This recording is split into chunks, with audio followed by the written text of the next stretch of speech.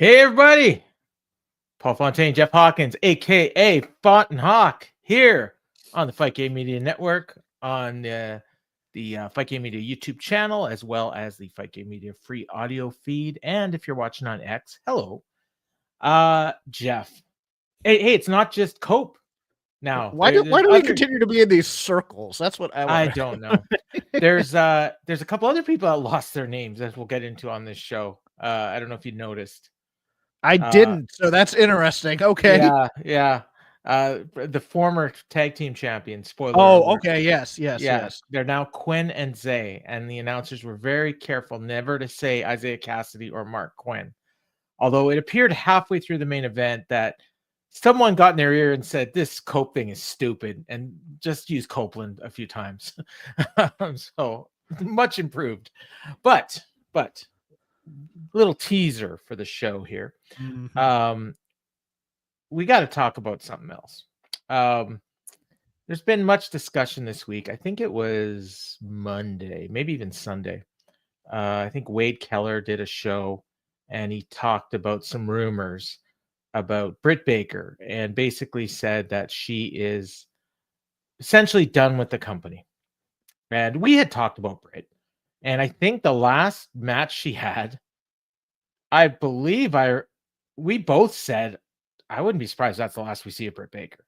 And that was when she did that thing where Serena Deeb came out at the end and she said, no one cares.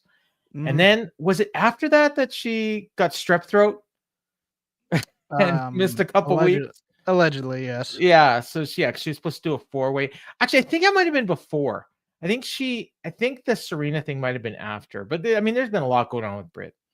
And then Brian Alvarez, I guess, heard about this, and he made some calls and he talked to some people, and then he came out and said, well, she's not done with the company. She's just not being used right now. And the funny thing is like when you actually read and listen actually to what they both said, they're not necessarily disagreeing with each other. No.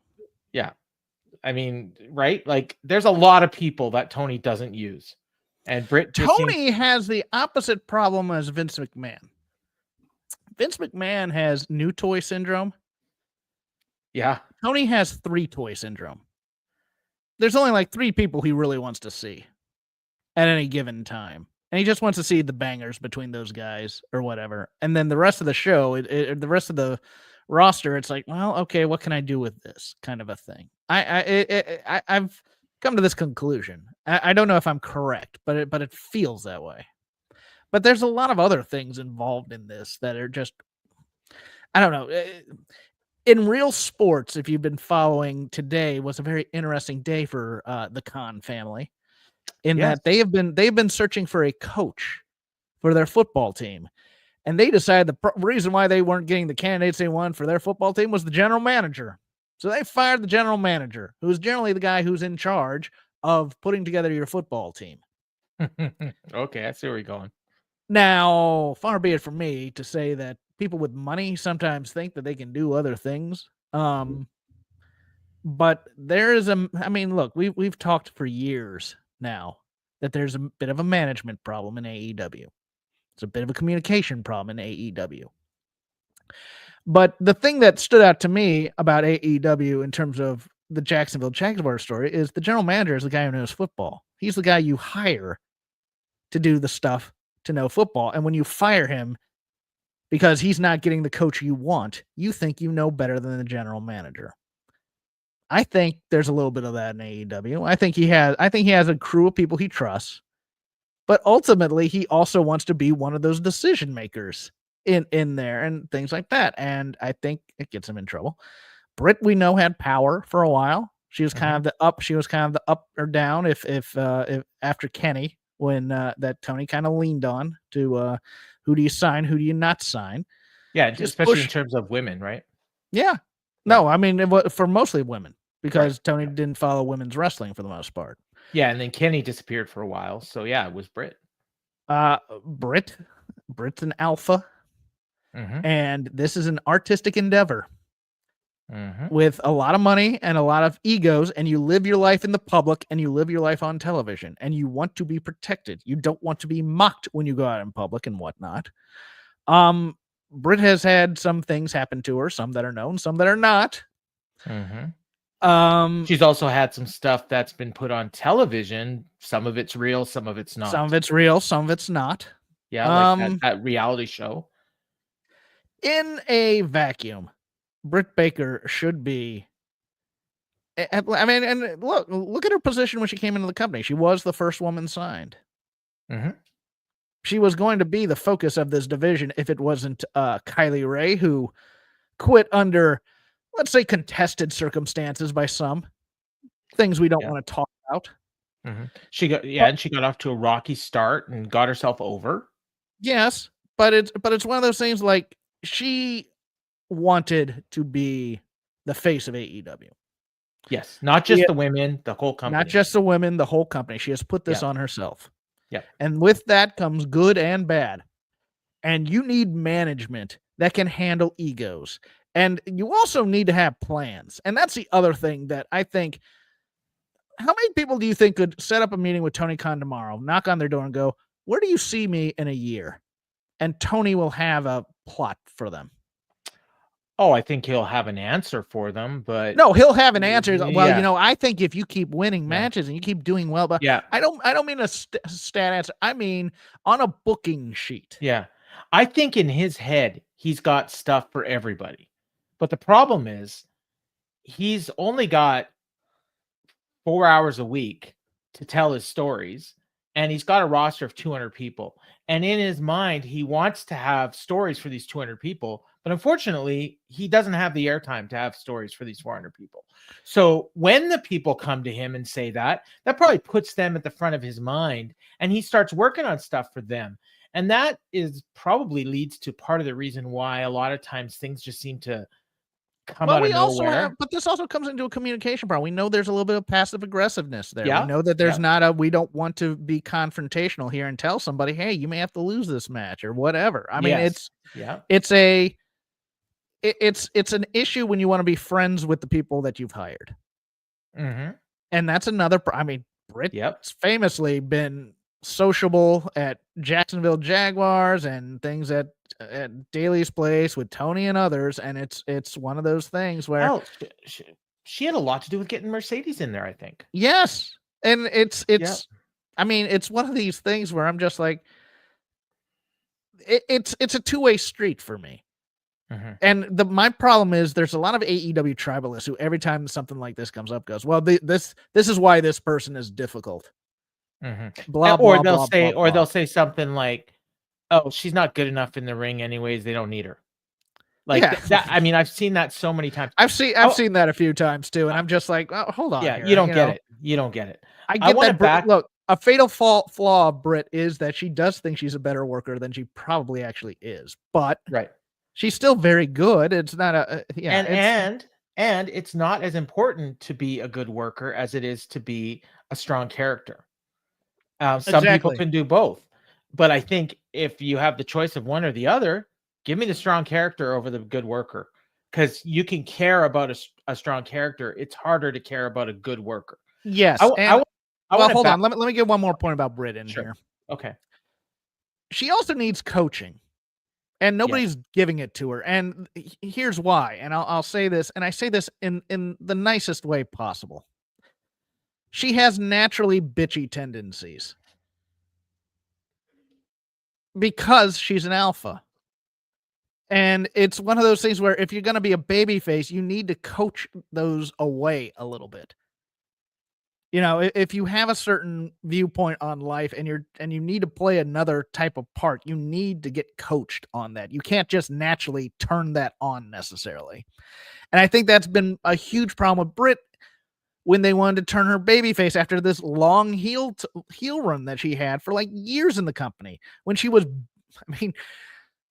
they called it sandbagging. Backstage, they literally had a thing with sandbag. I mean, it's when she was burying people in promos and whatnot, you need to do a certain kind of promo to get fans back on your side versus I'm confident in myself and I'm still a little bit snarky type of a thing. And it's yeah. Now to yours. I'm sorry. I took Okay. your time No. I just wanted to back up because something you said reminded me of something.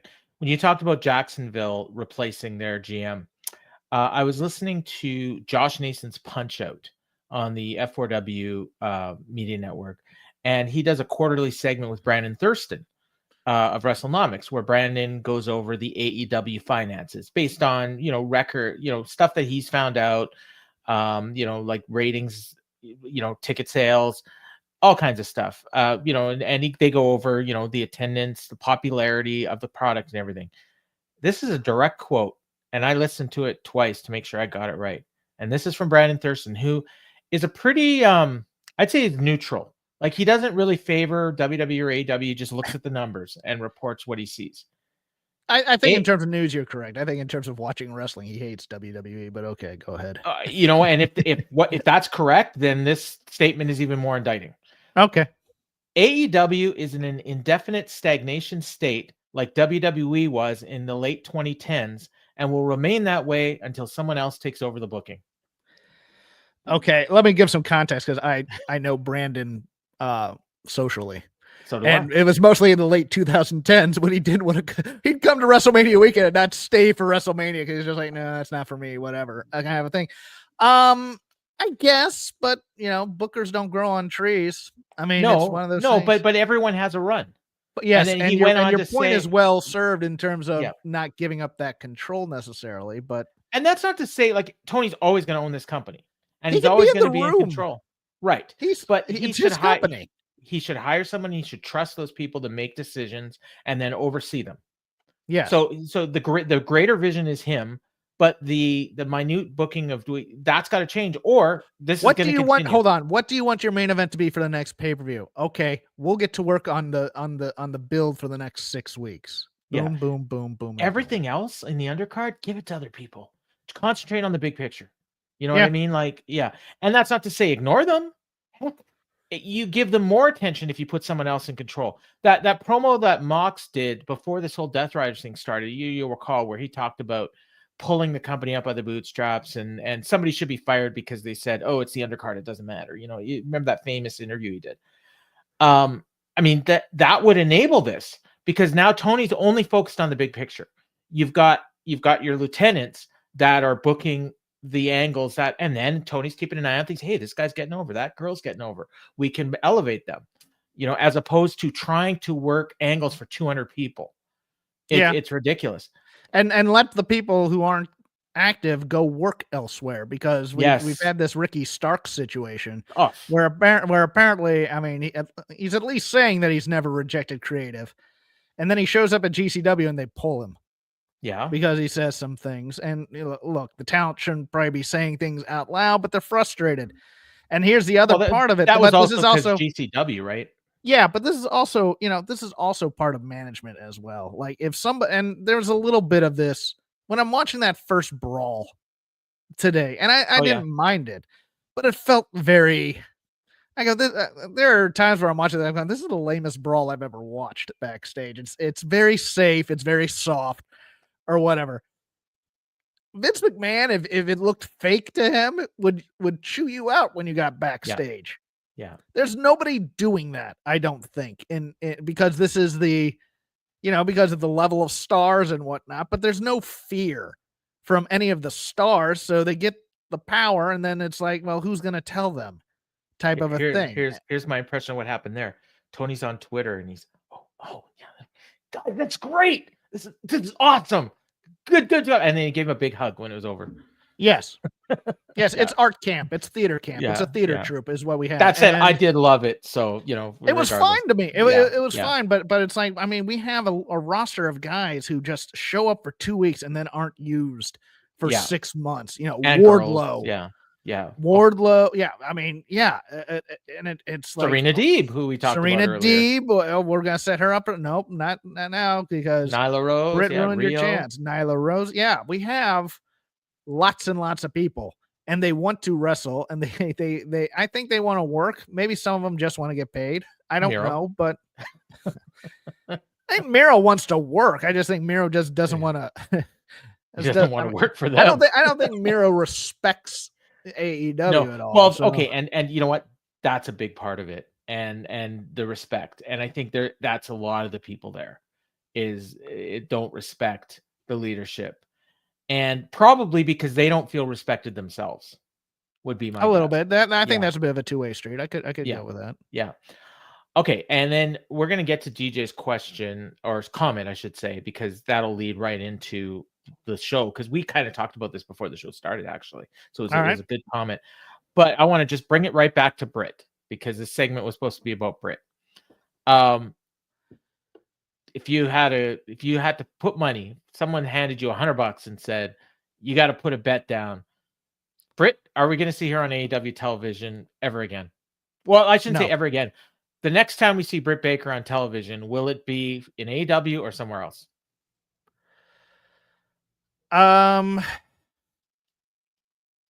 See, I was expecting her in that gauntlet as a competitor. I am going to say, that she gets one last shot. But I thought that her last shot was her one last shot, to be honest with you. So I'm not confident on that one. I think she may just go back to dentistry and say the hell with this wrestling thing. Well, and I'll do indie dates and maybe do a run in Stardom and other things like that. If I had to put that bet down, I would say no. We will not see her in AEW before we see her somewhere else. But if it was my decision, I would bring her back next week and have her working and having her lose, or not always lose. I mean, you want them to win sometime, but no, you can't do that. There's no way anybody would agree to that. It's like then they're saying that about a Ray Phoenix. Oh well, he's here. He could at least have matches. He could at least have matches and put people over on the way out. Do you understand? Not everybody. Like she can beat Julia. She can beat all these people to lead up to a match with so and so that you put over, like Jamie Hayter. Or well, maybe not Jamie Hayter because apparently they don't get along. But that's the other thing. That's part of the Wade story, though. Remember, is that nobody in this locker room likes her? And do I want to read this tweet that Britt sent out earlier today, or should we just drop it? Did you see that was the one that was sent to us? Is this the Instagram thing where it's like let X them talk? It's X. Yeah, talking about thick skin. Well, no, she's talking. I mean, she's quoting this doctor or whatever, or she was on her other Instagram about gossip and stuff like that. Okay, and I'm like, I think people are wrong, to be honest with you. So that's I don't even know what she's talking about, but obviously a lot of people probably. I haven't seen this tweet. What is it? Okay, I understand that we as performers are expected to have thick skin through opinions and lies we read about ourselves, but spreading lies about my personal life is just low, weird, and something I won't tolerate. I've never cheated on anyone in my entire life. # tell your source. So somebody says that she tweeted. I'm going to have a wild guess and say this is that Abu guy's Discord. I'm going to say that this isn't effing news and nobody should be asking about that. I'm going to say this right now. Look, I don't think Sean Ross Sapp would ever run that anywhere. I don't think Wade wouldn't and Meltzer wouldn't. And those are your three. This is probably wrestling purists. Oh, maybe wrestling purists, maybe Brad Shepard. Voices of Wrestling, ringside news. No, voice in wrestling would never run something. Oh yeah, like you work for them. Never mind. Sorry. Or it came from like a private Discord or something. Yes, it's somebody that's connected with somebody who knows something. So it has the air of legitimacy, but that's the other thing with all of this. Let's say Britt gets along with everybody, and has no problem jobbing to people. The other problem is the guy that she used to be with works for the company as well and is pushed very strongly. I like Adam Cole. I'm a big fan of his work, but if I had to choose between Adam Cole and Britt Baker, I'd be pushing Britt. Like that's just me. Yeah, like I think Britt has a lot more to offer in her division than Adam Cole does in his.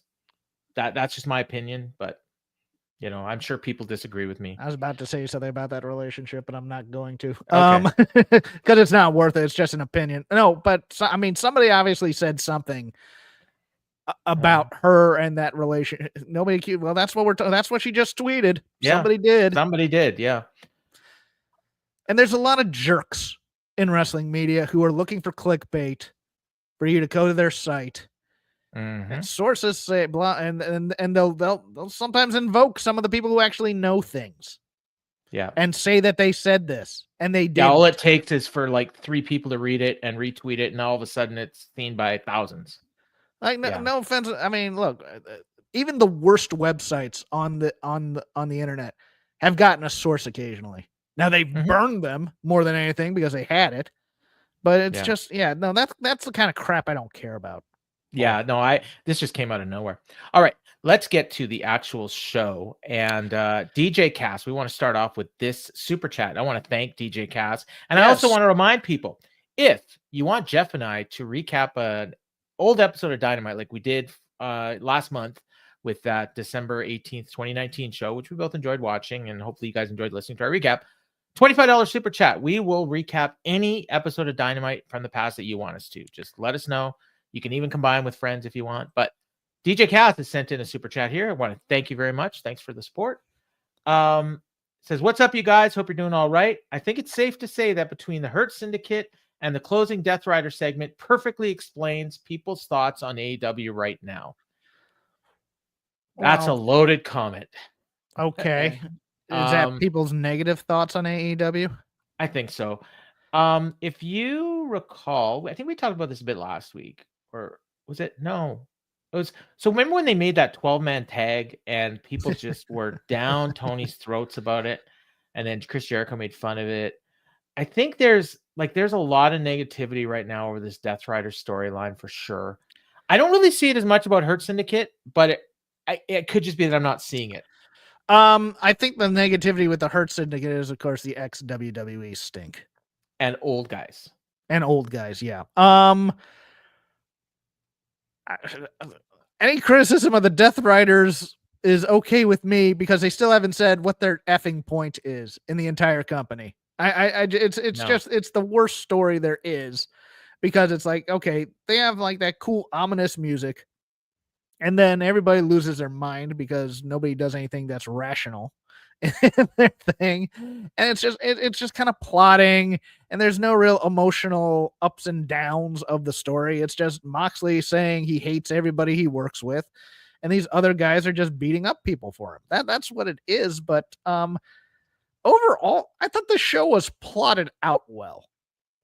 It was formatted well. You had your B story first. That was the problem is your B story was your hottest angle, possibly. You had your A story, or what you think your A story last. So you're ending with your main event. You're ending with your world title angle, which was good.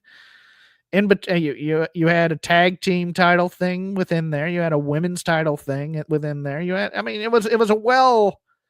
I mean, if you look at it if you looked at an outline and said, this is what we're going to do, I may have changed the Copeland angle and the Kenny Omega angle, switched those in the back, and this has been kind of a fatal flaw of AEW at times, is they love putting Kenny on first. And Kenny I think they want the most people to see Kenny as possible. I think that's the strategy. And that's not the worst strategy in the world. I'm not gonna fault them for that, because Kenny and Ospreay are possibly your two hottest acts in the company. But how far away are they from the world title picture right now? Like, it feels like months. Well, it depends on what you think of Swerve too. We got Swerve, we've got Jarrett, we've got Jay White, we've got Jarrett's gonna win that match next week. Yeah. I don't know how, but something's gonna happen. Jay White, we've got Cope. Like, there's a lot of people lined up for shots of this world title, and I feel like, I said this when it started. The guy that should win the title is Omega. The guy that's gonna win the title is Darby. So this thing is going on for another 7 months, in my opinion. Like, I hope it doesn't. I hope he changes his mind, but it feels like that's the plan, because they keep bringing up Darby. It also belies a weakness of AEW and the week-to-week build. They don't really, they don't do a great job necessarily of keeping. They keep the guys on TV, and it's the same people on TV. It's not necessarily heightened all the time, but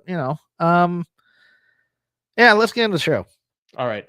Now, a little bit of background on the show for tonight. That those of you that don't know, I guess there's some bad weather going on in that part of the country. They were in Knoxville, and a lot of people had trouble getting to the city. This seems to happen a lot in AEW. I think it's just bad luck. It mostly is. It's mostly Yeah. running the East Coast during the winter, which will happen. I wondered if possibly part of the issue is that Tony does so much last minute booking that people don't know that they're going to a city until the last minute. And if there's bad weather, it makes it harder to get there. Yes, there's that. I was told that there's nothing to that, but again, I don't know. John, it's also January, and look, I mean, Florida but I mean, we had this problem in October. We had it in we've had this problem a lot in AEW. Well, it's also they're not required to be there until the morning of television. Yes, and that's the thing. So if you book yourself to get there the day before, some of this might be avoided. I'm not saying it would all be avoided, but yeah. John confirms because he's in Memphis. There's a bad weather storm, snowstorm, and he says, "Yeah, I don't doubt." I heard 7 inches of snow. I heard, I think MVP his flight got canceled, so they ended up renting a car and having to drive there. So people got there. So anyways, the point being that a lot of people weren't available, and some of the show was written at the last minute. Segments were clearly stretched out. We had more promos than usual. We had more video packages than usual. We had recaps during the show of what happened earlier. It's like, wow. I just had an argument on the F4W board about how AEW doesn't need to treat us like idiots and show us examples of what happened. Oh, I know something I wanted to talk about. I don't mind being treated like an idiot sometimes, but that's you. Did you watch Collision? No. Okay. Collision opened with the Texas death match between Hangman Page and Christopher Daniels. Yes. So Hangman Page beat the living shit out of him, did a serious angle at the end, put him out, got the win, last man standing, Texas death. And after the match, he hit him with the Angel's wings. He was dead in the ring, like chalk outline. He's motionless. Doctors are tending to him. He leaves. Crowd is silent. The announcers are all somber. And they go to break. They come back from break. 3 minutes later, Tony Schiavone is in the ring with a mic in his hand, smiling. Hey, everybody, here in Knoxville, here comes Tony Storm. And bring out Tony Storm. They do this goofy angle with Tony Storm.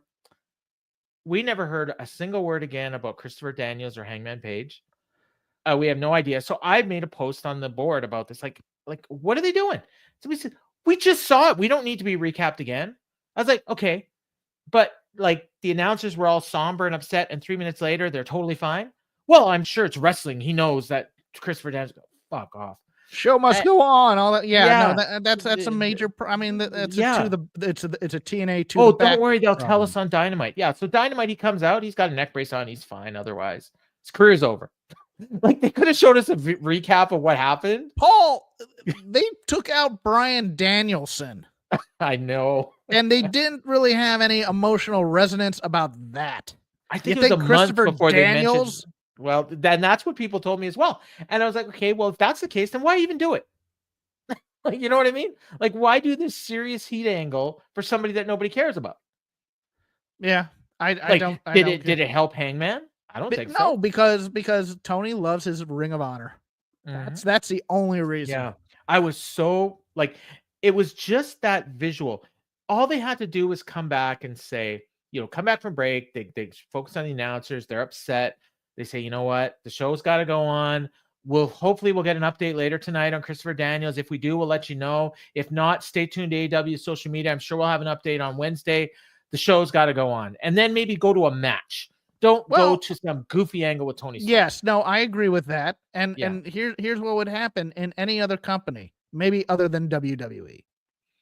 Back in the day, let's say it's the 80s. Let's say it's when young Jeff still loved wrestling. They'd do that angle. And they'd say, okay, folks, we still have time on this show. We still need to get to wrestling or whatever. They would go to more wrestling. But during the commentary, there'd be these occasional asides. Could you believe what he did to Christopher Daniels or whatever? It would actually be a real event that happened that's still affecting the commentary team, as they say, or they'd bring out wrestlers or whatever to do promos who would then comment on what had just happened during the show. You'd have one of the interviewers backstage would be trying to get a word with Hangman. Trying to get word with people. Hey, what do you think of what Adam Page just did to Christopher Daniels? Well, you know what? I've been friends with Christopher Daniels for a long time, and I think that was just as low down as you can get. Whatever, just actually have it mean something in the world that you've built. Part of the problem with wrestling, and one of the reasons why you see things like make kayfabe great again, is that the thing, it's fake, so he's not really out. Let's go to a comedy sketch right now. It's poor planning, it's poor writing, it's just make the things matter. If it matters, then people will take it more seriously. Exactly. All right. I wanted to get that out of my system. So back to the show. Attendance was 2,550. It looked like a smaller building. It was their debut there. I kind of like the setup. I like the setup, but man, that crowd sounded like 250 on my television. I don't know about you. At times, and then at other times they were hot. But yeah, it was a lot of times sounded like nothing. And they had a lot of audio issues tonight, which we'll get to at different times during the thing. Turn on the mics, people. Show opened with Shivani in the ring, and he brought in Ospreay and Omega. We got loud Kenny chants. I noted they had the same guy in Sting makeup that was there a couple weeks ago in the front row. Guy looks like exactly like Sting. It's very distracting. But anyways, so Ospreay says, Kenny, thank you for joining me. I'm glad you're not dead. I can't remember the last time we were in the ring and we weren't throwing punches. I just want to let you know I got nothing to do with Cal's family. I don't like the way they were handling business. I was trying to stop them, but you've come back at a really bad time. Which I was like, what? Wouldn't this be a good time? You need help, buddy. He says, Moxley has the world title hostage, but I keep running into the Callis family and I can't do it anymore. I know we've had our differences. It's like, this is like the first time that Ospreay's even acknowledged Moxley. And now I'm wondering, like, why can't you go after him? Like, Yeah. Anyways, Kenny grabs a mic and he says, stop. You said you don't remember the last time we faced each other. Let me remind you. Forbidden Door. In that match, not only did you drop me on my head and almost break my neck, you stabbed me in the head with a screwdriver. You're not better than him. And why'd you do it? All because you were trying to prove you're the best, trying to prove you're better than me. Well, not only did I not believe you back then, I sure as hell don't believe you're better than me now. Took me almost dying for people to even know you existed. Now that I'm back, Will, congratulations on being number 2, because number 1 is right here beside you. And if you're here to apologize and ask me for help, I'll never trust someone like you, bruv. And then Ospreay says, listen here, you little piece of... And then they get interrupted by Callis. I really like this opening part. Like, Omega was great. I thought. Okay. I'm going to... Let me start by saying they nailed the landing on this entire angle. This part I hate. I didn't like it. Oh, okay. Because these are your 2 big top baby faces. And I get that there should be some tension. But this is more. But they made up 5 minutes later, so it's all good. Yeah, but it's still a little too. It's a little too angry at one another than I want my 2 top baby faces in my company to be. Tony's got to pay for Brothers in Arms by Dire Straits now and set it to this. I get that, but when Will puts out the olive branch, Kenny should I think he should. He doesn't have to take it like happily, but it shouldn't be one of these things where it could be the enemy is my friend. I'm better than you. Yeah. And then because this just gets into that dumb Ring of Honor. If I hadn't almost died, no one would know you existed. Yes. Yeah, no, but that's still, it's like, we're going to wrestle, see who the best is, as opposed to having actual animosity towards one another. Will had nothing to do with putting him out. So why is he mad at him? Well, he tried to. No, he beat him in a match. That's he hit him with a screwdriver. Tried to kill him. That's true too. That's true. He hit him with. Didn't he hit him with the same movie he hurt Danielson with? I think he did. Yeah. Yeah. Okay. There's a better way to phrase whatever they wanted to do. That's what I'm getting at here. It wasn't. It just was feeling kind of. Okay, we're just gonna insult each other until Don Callis comes down, then we'll fight. And there was a bit of an issue with that too. So let's get into it. So out comes Callis, and he's got a mic. Says, "Well, look at these two prima donnas." And before he can even finish his second sentence, Omega's right out, and it's the second time in a row he's done this, which I liked.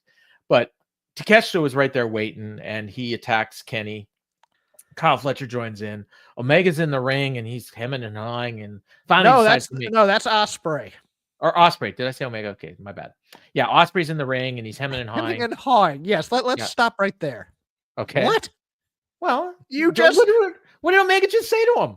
Like, excuse me, can we go back to last week when Ospreay willingly came in and threw himself to save Kenny Omega when he was getting his ass beat against the Callis family, and now he's should I go help this person right now? What a noble person he is. Yeah. Well, he finally. I mean, we're talking like maybe 3 seconds. But, but still, it's one of those things where it's like you can just see the wheels turning here, and they just decide, well, now we need to wait so he'll get the pop when he goes out there to help Kenny. Instead, just have him immediately run right after him, not thinking about it as if it's instinct. That's all I wanted out of that. But okay, continue. So he makes a save. They end up in the ring, and it's 2-on-1 on Ospreay. I don't know what happened to Omega, but Ospreay makes his own comeback. Then Omega made a save. Omega did a Terminator drive. Fletcher hit him with a super kick. Or actually, in the middle of the Terminator drive, he hit him with a super kick. Crowd's chanting "fuck Don Callis." They went into the crowd. Then Brian Cage and Lance Archer out. So now it's 4-on-2, 5-on-2 if you count Callis. They ended up brawling to the backstage area. And it was funny. I don't know if you noticed this, but the camera was like panning, and you kind of see, I think it was Omega and Takeshita were just kind of almost standing there, pretending like they were going to fight. But then meanwhile, they're trying to find Ospreay and Cage, I think. And it was really bad. And then eventually they all ended up in the same spot, and they were setting up near a merchandise stand, and they took forever to get to the spot that we all knew was coming, which was Lance Archer going through a merchandise stand. So they eventually did that with a double suplex. Then they end up back out in the crowd. Takeshita was beating on security. Ospreay made a comeback. Then he climbed up a balcony. Omega climbed up a truss. I think it was Ospreay does this awesome dive off the balcony that the camera barely missed. Caught. Missed. Yeah. Then I think Omega dived too, but I didn't even see that. And then Ospreay helped Omega up. The crowd's going nuts. Then they both climbed a truss to pose for the crowd. And then Omega's got a mic. And Omega says, you saw what we did to your boys, Don Callis. Next time we get a chance, we're going to put you 6 feet down under. And speaking of down under, a great sequitur there. Oh boy, do I have an idea. Will, you want an apology? Well, maybe I should apologize. I should have trusted you, Will. So what do you say, people? Let's restore that feeling. In Brisbane, Australia, it's going to be me and Will against the hometown boy, Kyle Fletcher and Takeshita. Ospreay and Omega in Australia. Let's go now. It's been a while, but you guys don't mind saying it for me one more time. Goodbye. Good night. Hit my music. Yeah, this probably should have been at the end of the show. Should have been at the end of the show. And this promo right here, if we're doing it at the beginning of the show. Yeah.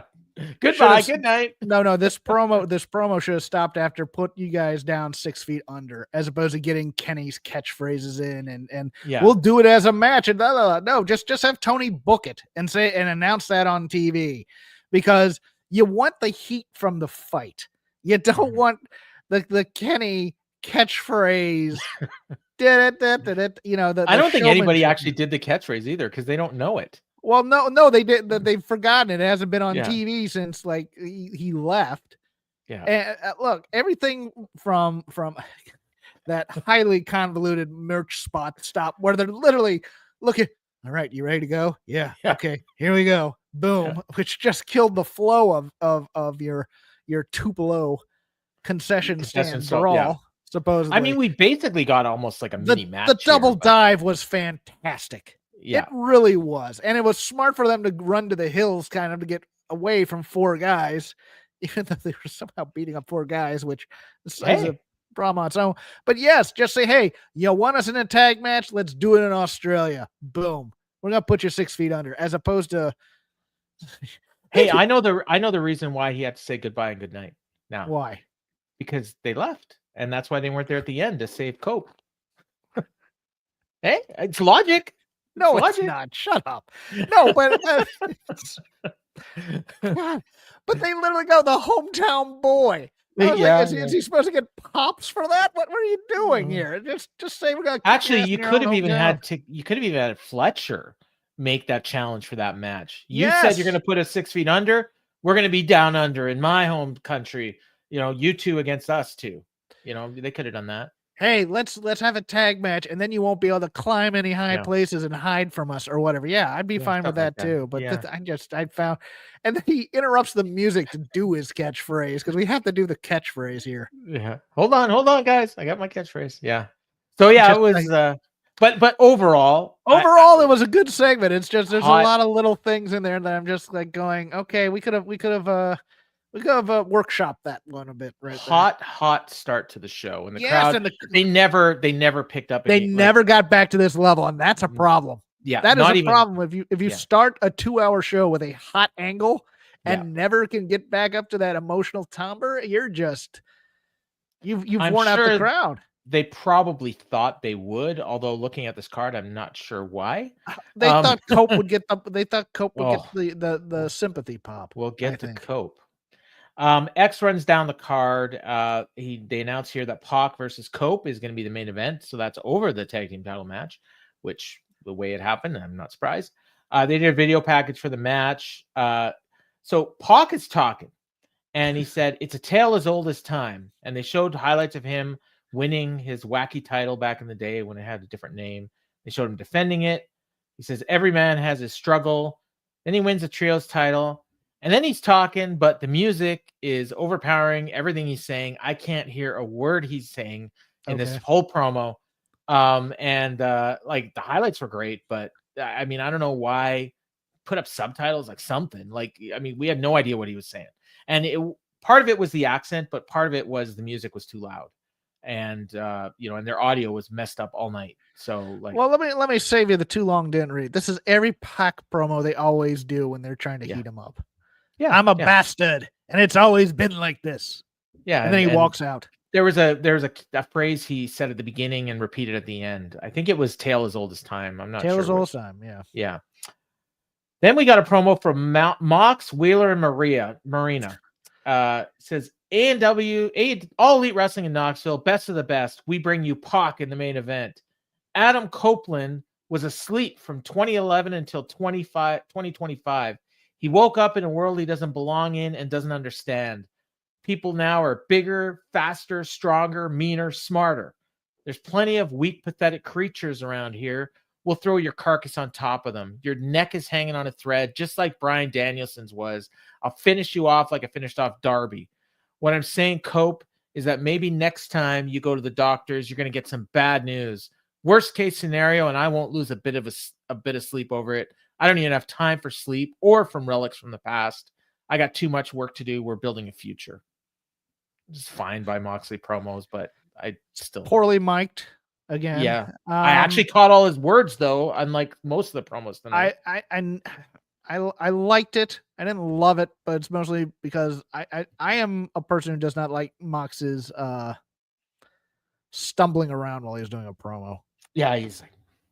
And meanwhile, everyone else just. I got to point out Wheeler Yuta. Wheeler has this beard that is like super long, and he's grown his bangs out to where they're like covering his eyes almost. He looks like It or Animal. Like, you know what I mean? Like, am I wrong? Like, oh yeah, no, he's doing his homage to the Great O'Khan. I'm gonna star this and come back to it, so we'll get to that later. Yeah. What did you say of Great O'Khan? What? So he's doing his homage to the Great O'Khan. His beard is way bigger than Great O'Khan's. Well, yeah, I know. Or doesn't matter. Does it? Look, growing hair isn't going to grow him a personality. Yeah.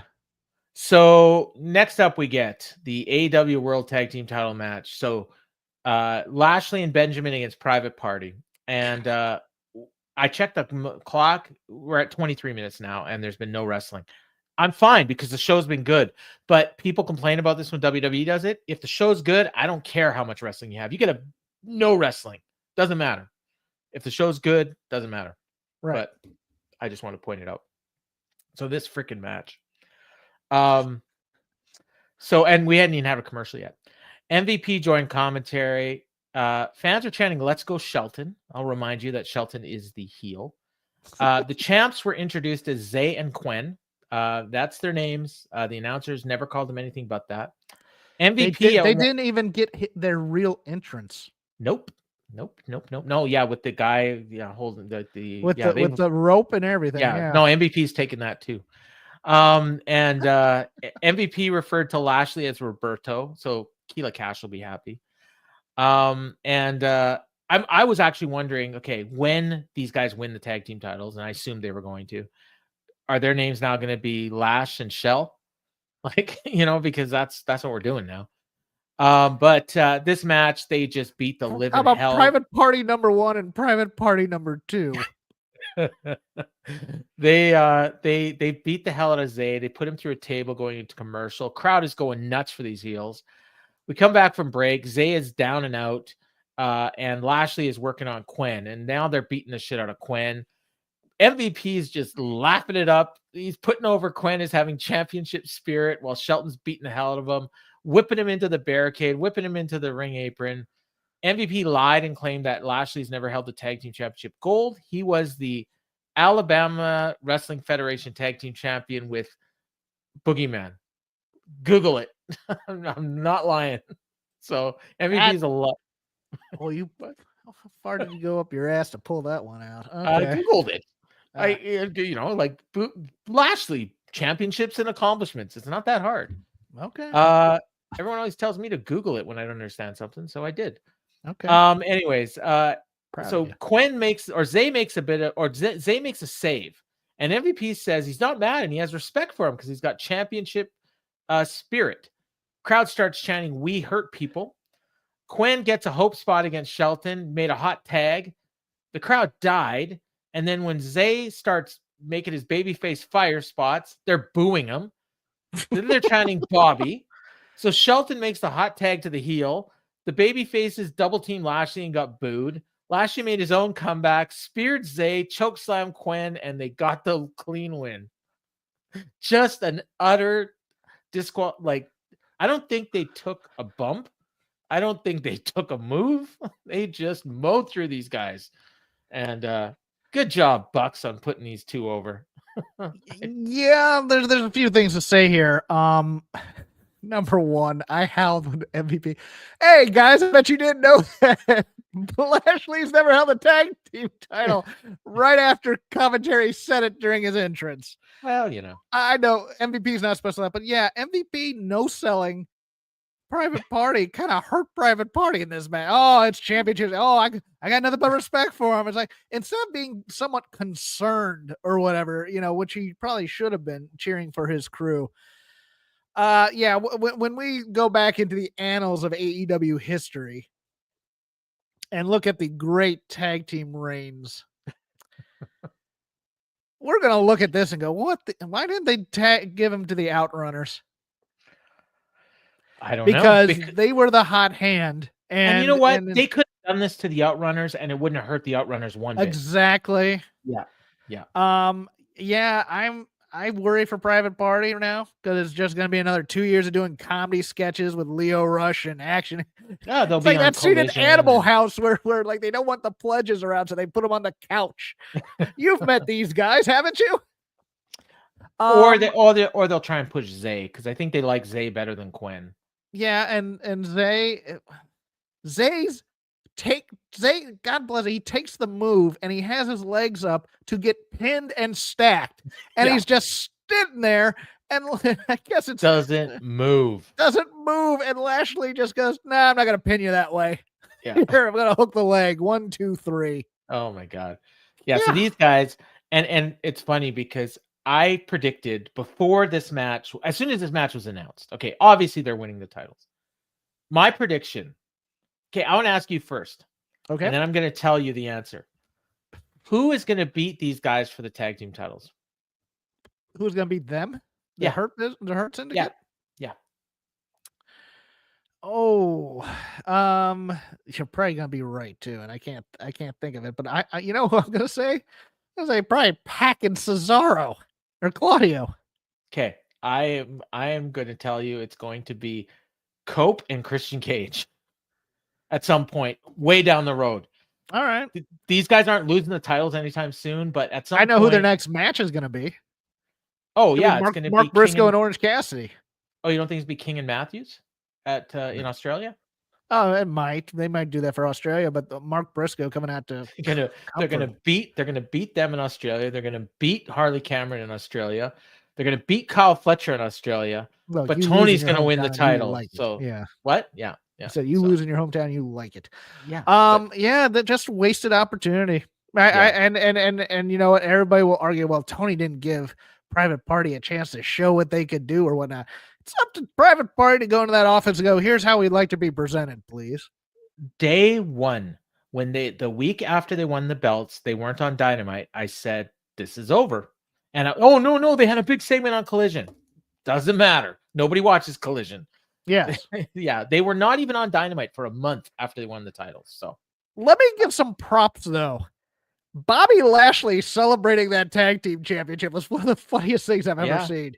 He seemed genuine. I mean, it was funny because I was thinking after that brawl and just how kind of lame it was at times. And guys are just kind of like walking around and standing around, stuff like that. And thinking about the selling it and how somebody who wasn't selling it would get yelled at backstage. Bobby Lashley sold that championship like it meant something to him. And I really appreciate that. Was it the worst title reign in AEW history? Yeah, I probably. No. What Punk's? When he lost it to Mox? I'm sure there's a worse one. I'm sure there's like a TNT title reign that just sucks. Yeah. This one wasn't good, though. It wasn't good. No. I didn't mention, but you kind of hinted at it. Mark Briscoe came out to console Private Party after the match. Yes. I'm sure that's going to lead somewhere. You're probably right. It'd probably be Mark Briscoe and Orange Cassidy challenging at some point. We got highlights of the Casino Gauntlet match from last week, and this was basically a backdrop for a Mariah May promo. She said she's the most disrespected champ in AEW history. She raised the title to heights it's never seen before. Every moment, every massacre, I made it work. How does the company repay me? By enabling a deranged woman for the second time. And then the music just got too loud and I couldn't make out anything she was saying. She closed it by saying, "You don't deserve me, Tony Storm. I can't wait to meet you." So I don't know if you caught anything from that promo that I missed, but there was. She's very good. She's very excellent. Good. She's excellent. I wish I could have heard it. Yeah, the audio mixing was pretty bad on it too. And it got worse because can Renee I say maybe the Adam Page title reign was worse? I don't even remember it, so probably. What, Julia the Hart world title reign? Julia Hart as TBS champion. Oh yeah, that wasn't good. Renee was backstage with Tony Storm. She says this Saturday meet Mariah May face to face. She's nervous and excited. Harley showed up. And then she says, "Good luck, Harley. There's no reason you can't wrestle in Australia too. Mate, we have put on a hell of a banger, fat assing around." They just started going on and on in Australian. Yes. I know it's English, but I couldn't hear it because they sounded like they were in an echo chamber. Look, it's English like being Southern is English at times. Yeah, but they're talking and they're using different words. Yes. You can't hear them anyways. It was bad then. Yeah, the sound is awful. They put up a graphic for May versus Storm in Australia. I don't know if you've caught this. So last Harley week, made a boob joke. That was funny. Wasn't that the next segment that she was in? Oh, was it? No, you're right. You're correct. Yeah. I'm sorry. That's my bad. So they put up a graphic last week after Tony Storm won the gauntlet, and it said at the time that they were going to be wrestling. It said 8/7 Central. In Grand Slam, Australia, airing on TNT and Max. Now, some astute people noticed, well, that's the exact same time as the NBA All-Star Game. Or the skills competition, which is also on TNT and Max. And it was like, well, the graphic didn't actually say AM or PM. Maybe it's AM. and it might be because this thing is being taped in the middle of the night. Then I think it might have been Dave Meltzer on the board, said something that, he thinks it's going to air immediately after the skills competition. Yes. Yeah. He said this on Wrestling Observer Radio. Okay, but they still haven't actually said anything. So we No. don't know when this is airing, and this graphic that they put up just had the date. That's it, just the date. So we know it's Max and TNT. So this thing, and we don't know how long it is. Like, I'm assuming it's just Collision, like it's Grand Slam Collision. But if it's like a full show, like a pay-per-view, and it's not going to start till like 11 Eastern, this thing's going to go to like 2:00 in the morning, I guess. Yeah. I guess, yeah. Nobody's gonna watch it, but I guess Well, maybe they'll watch it's it on either that or demand. like Ron Popeil for fruit dehydrator. And it's almost on a 24-hour tape delay too, which is weird. So Yeah. whatever. Marvez was with Double J. Karen interrupts. She's a pro, so we could actually hear her. She says, remember what we talked about last week? You getting down in the mud with MJF. That's not how you are. I didn't like it. It reminded me of, and then he says, I got it. I got this. And his music hits. He heads to the ring. Great to be back in the volunteer state, driving up I-40, gathering my thoughts. Another fellow Tennessean came to mind, none other than the King, Jerry Lawler. Took me back to a tag match early in my career. I was on before him. He was watching my match. Those two beat my ass, not only physically, but verbally. As I'm making my latch-ditch effort, I threw a few verbal jabs myself. Well, back in the dressing room, the King got in my face and said, Jeff, what the hell are you thinking out there? Don't get further in the mud with your opponent. I'll just say this. Sometimes it's great to come back home to remember who you are. MJF, you're going to find out exactly who the last outlaw is. Max, we're going to settle this Southern style, somewhere, somehow, someplace. No lights, no camera. I'm going to take you out to the woodshed and beat your ass. I want to get back to talking to you guys. You guys gave me the juice to get in the Owen Hart Cup last year. You guys have given me a gift. The gift of a 46-year-old 57.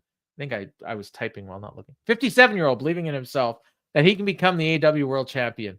So let's get right down to business. AEW World Heavyweight Champion, Jon Moxley. Let's get out here and talk. I was like, what? He's calling out Jon Moxley? Well, he gets decked from behind by Claudio. And then he says, nobody gets through Jon Moxley without getting through me first. So let me give you one piece of advice, outlaw. Stay out of business. And he leaves to the crowd, but he took a mic with him. And Jeff says, Claudio, turn your ass around. You know me better than this. You're going to have to kill me to stop me. So Claudio turns around. He says, Mox is my target. Claudio, how about this? I beat your ass next week. I get my world title shot. Claudio says, beating you lifeless? An interesting proposition. I'll see you next week. And then Double J says, yeah, it's on next week in Huntsville, Alabama. So Jeff Jarrett, who I'm not even going to bother looking it up, but I'm going to presume he hasn't won a match in like 2 years, gets a world title shot if he beats Claudio. That's the bottom line of this. I thought the promo was all right. Some Transferring Heat had a comment here that said, here's a scoop for the MJF segment. Okay, so it's about Jarrett too. If you think MJF sounded checked out, well, according to SRS, the MJF Jarrett program has changed. Not sure what it is, but last week MJF was. Did he say something else? MJF was checked out, I think is what he just said. Oh, okay. Gotcha. Okay. So something's changed. Oh, much like the Swerve Lashley program, I would assume. I like Jeff Jarrett. Gonna say that right off the bat. And I think most of his promos hit. I think this was cynical. And I think it was bad. And I think it was a bad idea. Because it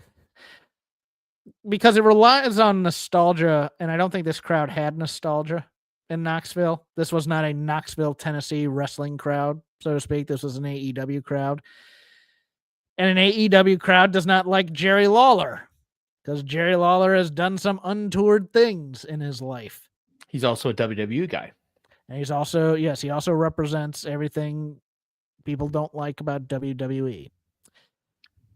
And he tried to milk it. And once he got past that, it was okay. But at the same time, I don't think he should have gotten up from the attack by Claudio.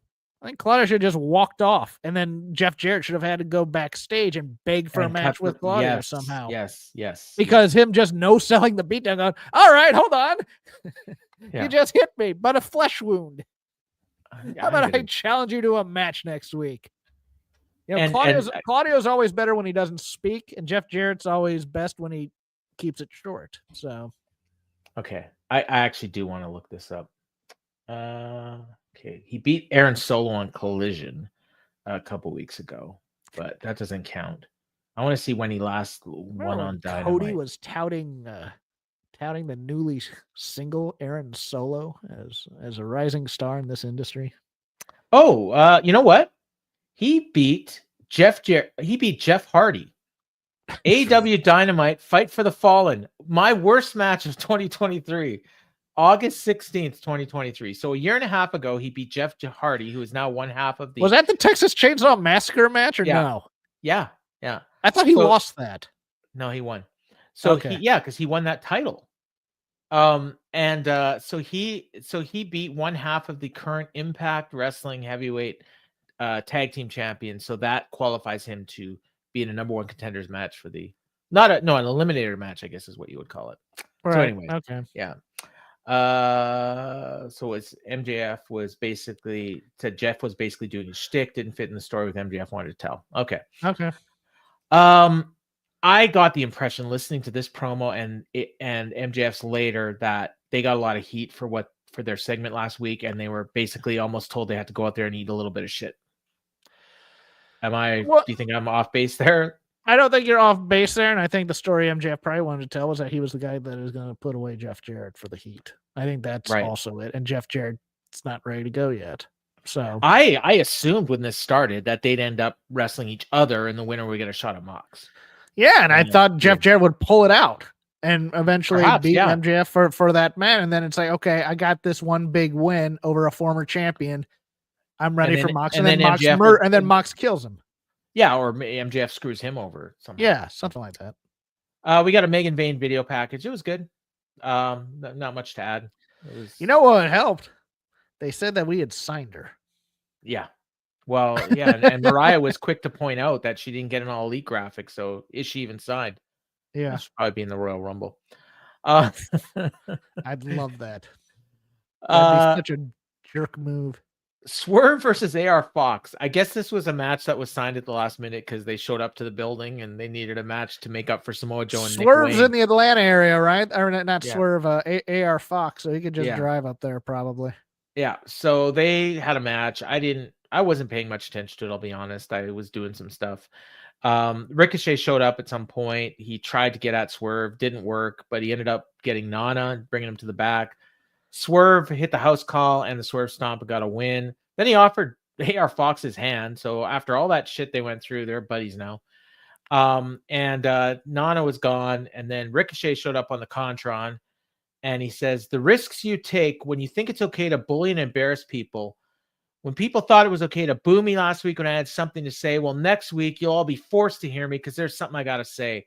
And they show him he's got scissors to Nana's neck. He's going to stab him.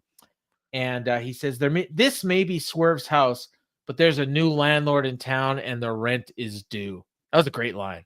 I like that. It was a great line. They did two promos like this, or two things like this, where they staged.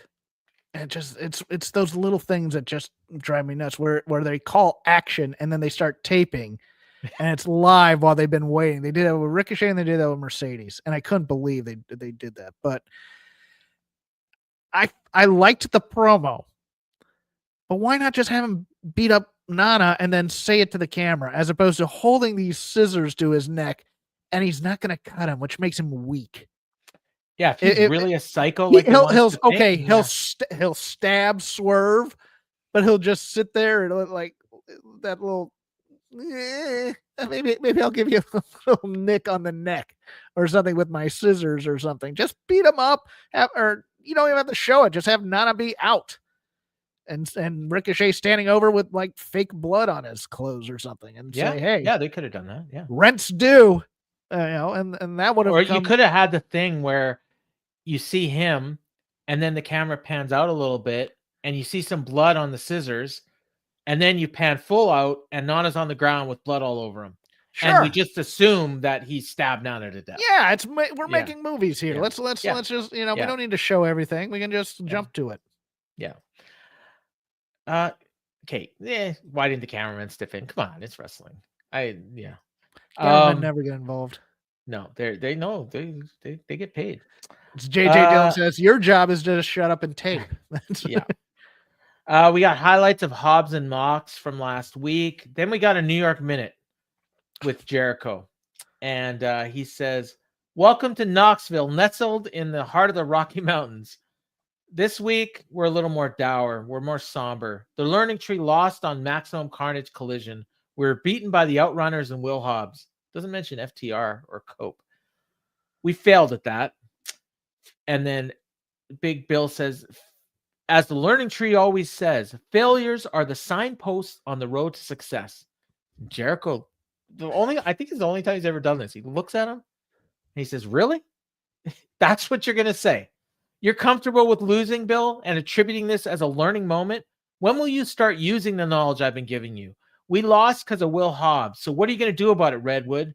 And then Brian Keith, yeah, what you going to do? So Big Bill gets all serious. He says, last week, Hobbs and I went face to face. He won the match, but he didn't beat me. He can't beat me. I'm the biggest, baddest man in this entire industry. This Saturday in Jacksonville, Powerhouse Hobbs, I'm coming to find you. That's fine. I think I said it. I think I did the promo better than he did. Possibly, but it wasn't bad though. It was just one of those things. Yeah, it was fine. We cut to the ring. There's a jobber in there, and MJF's music hits. And I was like, oh, was MJF in action? Nope. He says, shut my music. Get the hell out of my ring. So the jobber leaves. He said, Jeff Jarrett, I want to say from the bottom of my heart, you deserve to give every single wrestling fan an apology after your actions of last week. But if anyone deserves an apology, it's me. I mean, let's face it. When I offered to help you win the AEW World Championship, as long as I got the first shot, I didn't do it because I believe in you. I did it because I thought you'd be the easiest to manipulate and the easiest to beat. Jeff, the fact that you actually think in the year 2025 that you're going to be the next AEW World Champion without my help goes to show you're about as senile as you look. But I'm telling you this, if you aren't, by the time Claudio is done beating your brains in next week, you will be. Jeff, I know you think that if you grind hard enough and work hard enough, you'll earn more time in this sport and occupation, the only one you've ever known and loved. Well, I'm telling you the truth. Pro wrestling doesn't love you anymore. These fans don't even love you anymore, Jeff. There's about 9 people chanted Double J. And he says, these dumb hicks can chant all they want, Jeff. It doesn't change the fact that you're about to find out the hard way that sometimes you're better off making a deal with the devil instead of defying him. And then Hangman's music hits. He gets in MJF's face and tells him to leave, and MJF did. So the promo was fine. Yeah. Promo was fine. I mean, I guess it almost feels like they're wrapping up the storyline, which is weird, but it makes sense given what Transfer and Heat said. So yeah. Paul, I have lost you.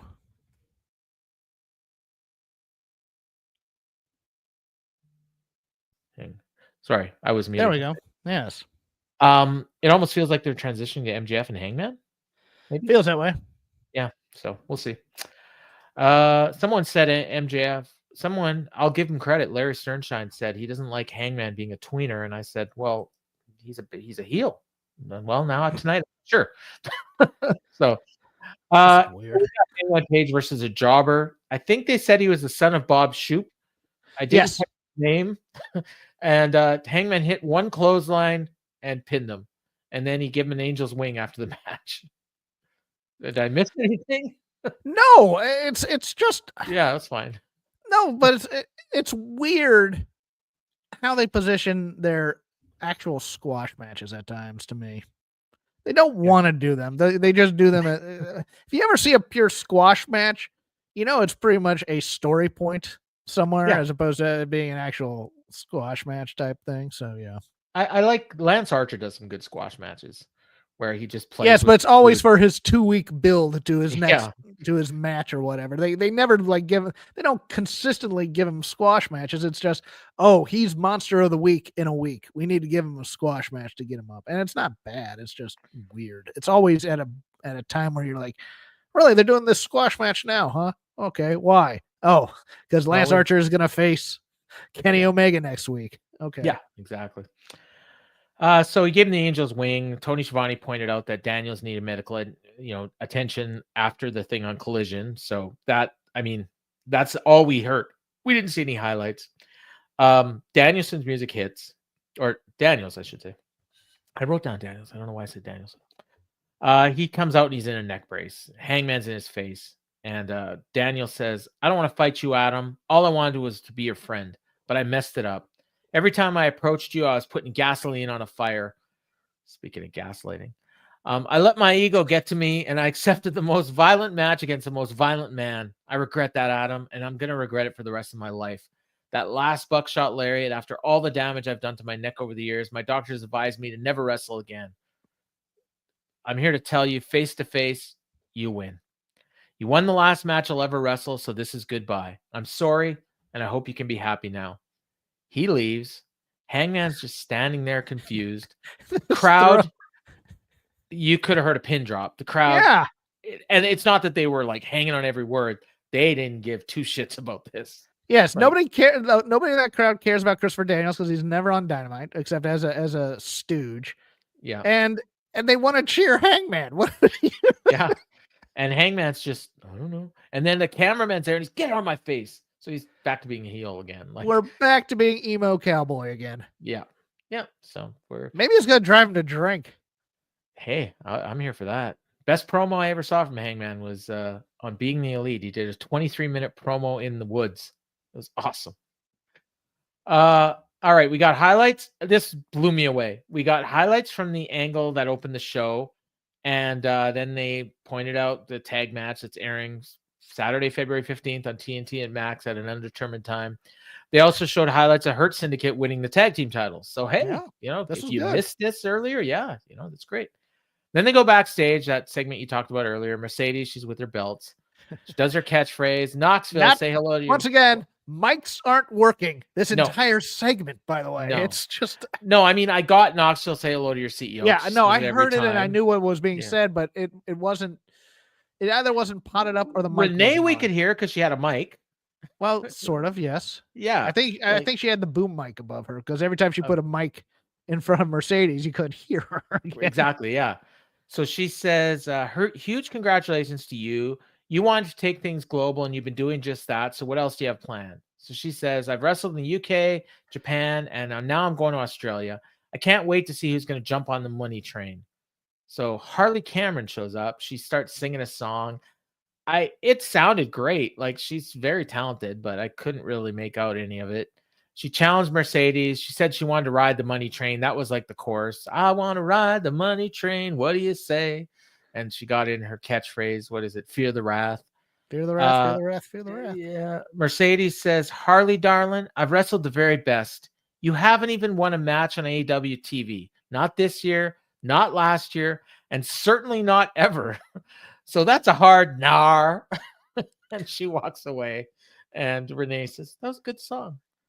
And so I assume we're getting Mercedes and Harley. We're getting the Harley. I need to get on the card somehow. Yeah. Becky Lynch looking for a way onto WrestleMania. I think she's wrestling Mercedes. I do too. I will say, I think I remember what match it was I was watching. It was Harley, and I think it was on Collision. Maybe it was Toni Storm. Anyway, she's making a comeback, and the fans were getting into it. And I made the comment in our Discord.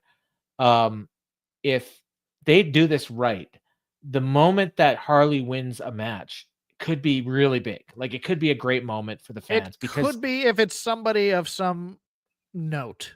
Right. But I'm here to tell you, it's probably going to be ROH Women's Television Champion Red Velvet or something like that. No, that would be big. I mean, we're probably talking Rachel Ellering.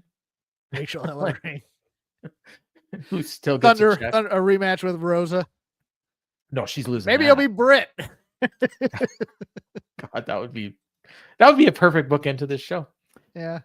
Speaking of women, Jamie Hart, doesn't matter. Jamie Hayter versus Julia Hart. So this match, this felt like Tony forgot that he hadn't booked a women's match. Although apparently they set this up on Collision. I watched it. I don't remember. I'll take their word for it. The match was clunky at times. It was okay at times. Julia took a beating. Yeah.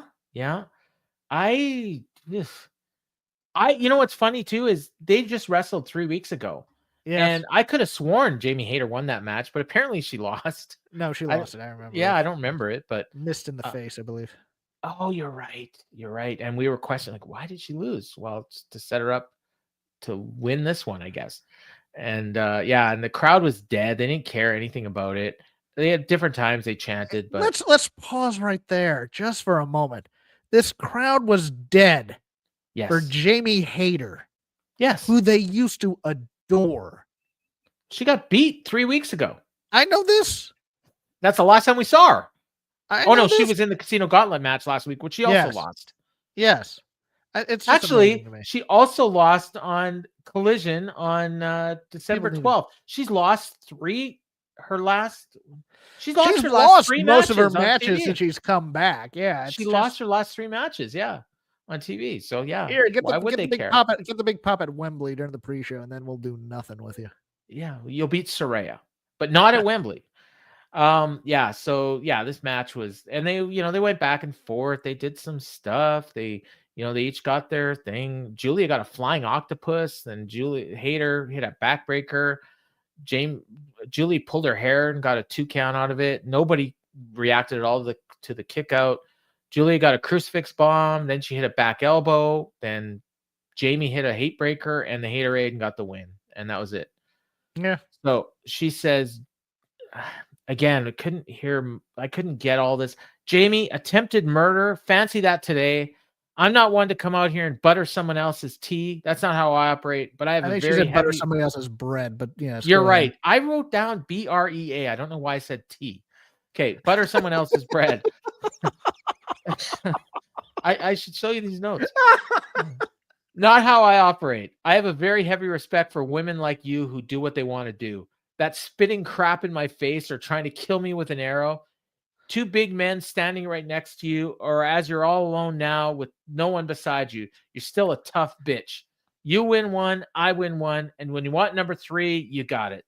And she walks away. So this is a weird promo. Yes, especially the timing. It wouldn't have been a weird promo if they did it on Dynamite next week. Well, speaking of timing, that freaking video they aired.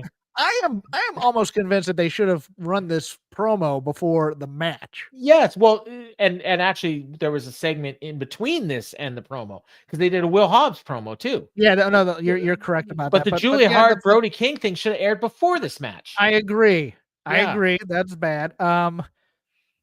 Boy, somebody must have said something about Julia Hart. That we need the reclamation project that they don't believe something about her or whatever to put her over like this, because it's just one of those things where it's like, I mean, she got a nice little grin out of it, which was nice, but it's still one of those things where it's like, why is this needed? Why didn't she just beat somebody then? Yes, you've got. I think they have. Again, it's this Tony thinking where it's like, well, if they just have a good match and look good in it, then they'll have the respect of the fans and they can push them as a star. No, they need to win. They didn't have a good match. Well, okay. All right. Look, I'm not going there. I'm just saying, winning is more important than cromulent work. 9 minutes and 35 seconds. Yes. Tyler Shoop was that dude's name earlier. Okay. Yeah. Apparently, he had custom made trunks. So yeah, that was that. We got a Hobbs promo. He says, Big Bill, word around town. You plan on looking for me on Collision. Well, Jacksonville is where I got my start, and I'll be waiting for you in the parking lot. So I assume we're getting a parking lot brawl. I'm cool with that. Yeah. Big Bill and out, although I still kind of put Big Bill over, to be honest with you. But I mean, he's going to mow through the whole learning tree. They should probably, you know what? Give him the freaking ROH world title. Put him on ROH for 6 months. Yeah. Sure. Because that's better than what they'll do with him on Dynamite. But I like this promo, straight ahead to the point. Awesome. Yeah. I assume he wasn't there. But we'll get to that later. We got a Swerve backstage promo. He says, Ricochet, you big and bad now. And then I couldn't make out what he was saying. I got most dangerous man in AEW. He said 2 weeks from now, the chance is done. The Lion gets his hand on that freaking rodent. Maybe, just maybe, I'll catch a little sooner than that.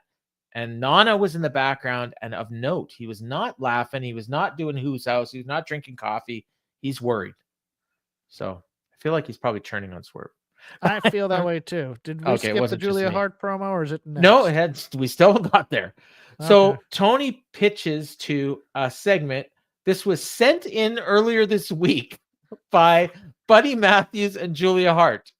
Doesn't mention Brody King, even though he's the one talking through the whole promo. Well, actually, I think Buddy got one line in. He said, "For years, we've had a voice to guide us. That voice was strong but deafening. Now that voice has gone silent. So we adopted living in shadows. It's time to honor ourselves. No rules, no leaders, no gods, no master, just violence. When we bark together." The video ends. Rough. 7 people in the crowd went roof. And Yes. that was it. That's it. And they announced Gates of Agony versus Buddy King and Brody Matthews, or what? I think I mixed that up. Yes. Brody King and Buddy Matthews on Saturday on Collision. You know, at least I didn't say Buddy Murphy. I am fine with the rebranding. Yeah. But you got to go all in. This is just the entire promo was about the House of Black. I mean, it's just And for those that missed it, Malachi Black's done as well. We could add him to that list we were talking about at the beginning of the show. Except he'll probably show up just to prove us all wrong. No, he's going to show up to the Rumble. Yeah, probably get a huge pop, be worked again for 6 months. House of Black. God. Yeah. New leader of the Judgment Day coming in. Oh yeah. Hey, could he be the guy that Dom was talking about? Probably. Yeah. Does he have history with luchadors? I think so. Yeah, he beats them constantly. Yes. Yeah. He don't job to luchadors. All right, main event, Cope and Pac. Started with 16 minutes left in the show. I wrote down foolishly, maybe no overrun. Fans are chanting, "Let's go, Cope." Like, it would be so much easier just to say Copeland. Crowd was pretty quiet. Tony Schiavone called the Black Arrow the most devastating move in AEW. Fine. Cope dropped him face first on the steps. Crowd woke up. Then, as they're mumbling around and they're moving at a glacial pace, Tony Schiavone says, "These two guys can go. Holy smokes!" And whatever. Pucks. Now, hold on. Do you think Tony meant that, or do you think he was being sarcastic? I think he meant it.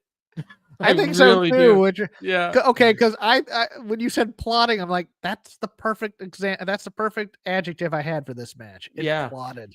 Well, it's Cope. It's Cope, and Pac tried, but it's Cope, and he's going to sell his neck. That's what he does. That's what he's been doing the last 4 years since he came back. Actually, it's longer than that. 5 years. Pac smashed Cope's neck into the apron. That's when he started selling it. So as Pac is going to attack him like he should, Bryce tried to break it up, and I don't know why. And even Taz pointed out, why can't he? So Pac was getting good heat though.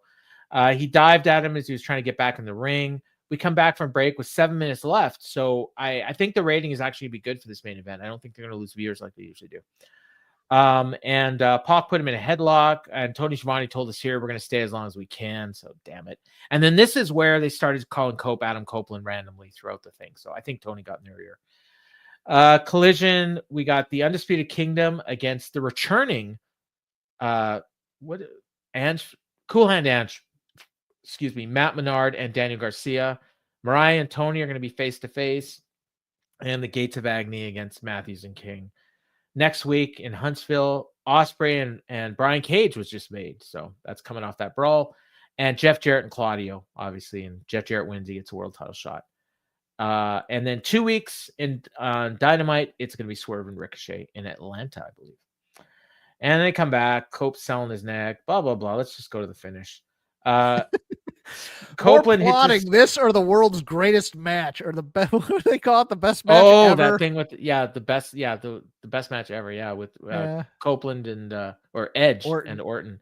Yeah. Copeland hit a spear to the back. Then he hit another spear, still selling his neck. Then Cope gave him a TKO cutter and got the win, which is a new move for him. So hey, match show's over. Let's go home. Nope. They went overtime. They didn't need to. Marina's on the big screen. So we cut from her. We go back. There's a million things going on camera. And I'm trying to make out who these people are. I think I see Cash Wheeler. in a chair, and I think I it only was him. saw Cash Wheeler at the time, and he was screaming. And then they said, "That's the Rock and Roll Express." I went, So there's a person on the ground with blonde hair, with white hair, I should say. I thought it was Kip Sabian. Like, and then there's another person in a chair tied up. We can't make him out. I assume that was Robert Gibson. No, the guy tied in the chair was Dax. Oh, so where was Robert Gibson? They were both on the ground there. Oh, okay. Getting concertoed. And the thing is, we didn't know they were there. They never once mentioned them all night. I think they said they've been on Collision the past 2 weeks. No, that was 2 weeks ago they were on Collision. And they got beat up there too. Yeah. Like, oh my God. This is what Vince used to do to legends, and people used to complain about it. But now it's fine because it's AEW and Tony loves his legends. And to be fair, I'm sure Robert Gibson and Ricky Morton love being a part of this, so don't get me wrong. So they've beat them up. They got FTR tied up. And then they come back. So they gave Ricky a concerto, and Cope was just standing in the ring watching. He doesn't go try to get to the back to help them. Just standing there. And then out come the Death Riders, and Cope's in the ring by himself. They attack him 5-on-1. They're working over his neck. And I'm wondering who's going to make the save. Okay, FTR's. I think I was like, got to be Ospreay, right? The Omega. But I remembered Omega said goodbye and good night. He's gone. He's gone. So there's nobody. Like, he's got no friends. But Jay White's music hits. And I was like, gosh darn it. Jay White is from New Zealand. He's probably getting that world title shot at Grand Slam. This Tony just remembered that Jay White's from New Zealand. So anyways, he's about to give Mox a switchblade, but Yuta hit him with a low blow. So now it's 3-on-1 on Yuta with Cope down. Pac and Claudio join in. Now it's 6-on-1. Mox hit the Bulldog choke. And then I wrote down here, where's Hobbs? I thought he might come out and save, but nope. Outrunners, nope. Mox promised to break Cope's neck. They beat on them for a while, then they just left them for dead and left through the crowd. And that was that. So your heroic baby faces are dead. And Moxley walks away victorious like he does on every show. I was just reading Wrestling Observer because I read them weird. I'll read the opening article and then I kind of put it on a pile and then I come back to it. And but long story short, I was reading the one just today from Post Full Gear. And Dave was mentioning how a lot of heels had gone over. But they assumed that, at the year-end show, we'll probably get baby faces going over. Well, no. On the year-end show, heels won 8 of the 9 matches. And I think every episode of Dynamite since, the heels are coming out ahead at the end. I don't know what's going on, but this is a heel company now. Am I wrong? Like, they don't know how to build, so they try and get heat off the heels, pretty much, is what I think. It's just, I'm watching that. I'm like, okay, so Cope is going to watch 4 guys come down to the ring and beat his ass. Run, fool! Oh, yeah? He's not going to run from this. He's going to fight. He's a heroic babyface. It's 4-on-1. You run unless you have somebody to save you. And if you only have one person to save you, then it's 4-on-2. And that's that's actually the problem with this staging is we just saw a 4-on-2 fight at the beginning of the show where the 2 won. Now we have a 4-on-2 where the 2 lost. Well, to be fair, Cope just had a long match. So, like where was Garcia? Where was Briscoe? We saw Briscoe earlier tonight. Why didn't he come out and help? Anthony Bowens, they've been, want to break him off. I mean, send him out. I don't know. Because they would take attention from the guys Tony wants to play with. Well, there you go. That's the problem. Three toy syndrome, remember? Yeah. So that's what we ended up with. So the funny thing is like, I assume we're getting Mox and Copeland at some point, but I don't know when. Revolution, probably. But it's not like it's been signed. I mean, Copeland's Revolution. Yes, that's going to be the match to drive in the LA fans. Well, they're actually, I think tickets are moving for that show. So no, they're decent. That's surprising to me. Yeah, me too. LA is still a good market for wrestling. I actually think so. I did some math, and I was looking at the year-over-year numbers and looking at how the drop in 18 to 49 is way bigger than the overall audience drop. And my conclusion was that those people are now watching on Max. So that's why there's more people that have moved over from TBS to Max in the 18 to 49 age group. If you go with WWE's numbers of how many people they said were watching the simulcast of Saturday Night's Main Event, and you do some math, because they do views, but really it's average per minute. Long story short, my conclusion was there's about 130,000 people every week watching on Max. And maybe on Max, maybe on a different pirate stream or something. Well, no, this would just be Max. Okay. But of those 130,000, 30,000 were people that were watching on TBS and are now watching on Max. So basically it's 100,000 new fans that are finding the show either because they didn't have access to it before or they didn't know about it before. So 100,000 new fans could be enough to where it's going to make a difference in ticket sales going forward is my conclusion. So we'll see. The funny thing is like people say, oh, we'll see in a few months, we'll see this with Raw. It's right away. Like we're seeing it like that first show. Like all of a sudden they moved 7,000 tickets for the next week's show because that first show was so great. And that's a show everyone told me sucked. So it's, I know, don't listen to those people. But yeah, so here we are.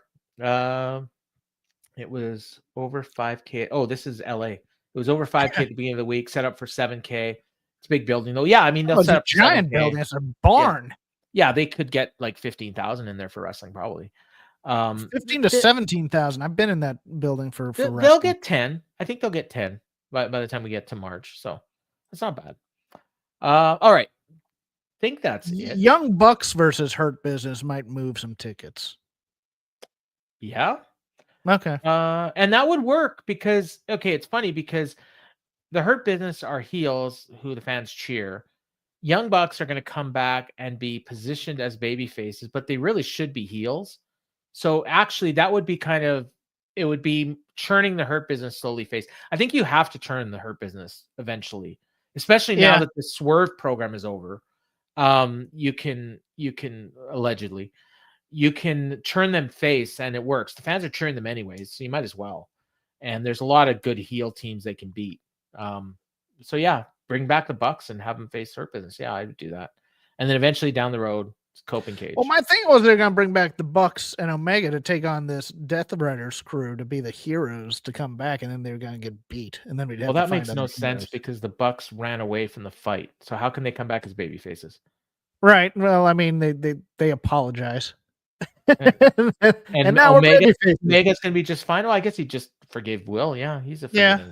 He's from Winnipeg. Sure. He's a patsy. Look, I was just thinking out loud. Don't. I know. No, I mean the thing is you're right. Like that's what's going to happen. I'm just preemptively, which is something I gave someone shit for on the board. They were actually. I think at this point, this Death Rider thing may have just run its course, and it's time to get them beat. Well, it is, but I don't think that's what's going to happen. I hope I'm wrong. Please. Why is Moxley off TV for 2 months like Britt Baker? No, he'll be like Poochie, where even when he's not on screen, everyone's got to talk about him. Yeah. All right, Jeff. That was a show. That was the show. It wasn't bad. Yeah. No, it was good. We had a lot of people watching, so I want to thank you all. And again, before we do our plugs, well, I'll do a plug. If you want to hear Jeff and I review an AEW Dynamite from the past, a $25 super chat will get it done. Just let us know. And we'll review it. Pick the date. Tell us why. We'll do it. And it'll be a special show. We're not going to do pay-per-views because they're too long. Plus, I don't have access to them. So that's it. Jeff, get your plugs in. I have cancer surgery tomorrow. So if I live... we'll be praying for you, buddy. Bladder cancer surgery is fairly routine. So I'm not, whatever. But I'm hoping to be well enough to record Shake Them Ropes this week. If so, we will talk about Raw. We'll talk about the build to Saturday night's main event. We'll talk about this show, and don't have Vader Club selection yet because Nova's a bit of a procrastinator. So you'll just have to be surprised. But he did say it's going to be Nick Bockwinkel related again. So Ooh. see that. And yeah, Shake the Rose will probably drop sometime this weekend. All right. And I want to thank you for the kind words, Fernando, and praying for Jeff as well. And for me, don't have much to plug. Just check out fightgamemedia.com. You got my top 10 matches of the week. And my top match from last week was a match that actually took place in December, but I only watched it last week. So, and I'm watching a Wrestling Revolver show. So next week, maybe something from that show will make it on the list.